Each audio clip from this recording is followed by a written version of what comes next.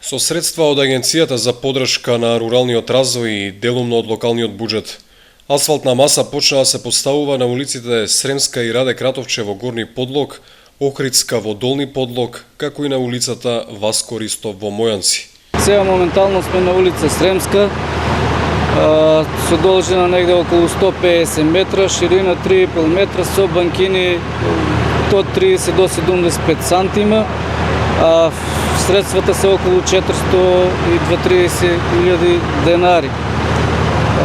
Другата улица е со должина од 100 метри и таа е негде околу 400.000 денари, со истата ширина и должина, додека во Долни Подлог е околу 300 метри, малку поголема и е некаде околу 1.200.000 со коловозна површина од 3,5 метра и банкини во зависност од ширината на улицата од 30 до 75 сантима, додека во село Мојанци е 400 метри должината на улицата, а ширината на коловозот е околу 4 метра е таму со исто банкини од 30 до 75 сантима.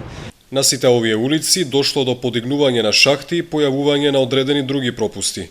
Од општината велат дека улиците биле подготвени за асфалтирање уште во зимскиот период, но се чекало да проработат базите за асфалт.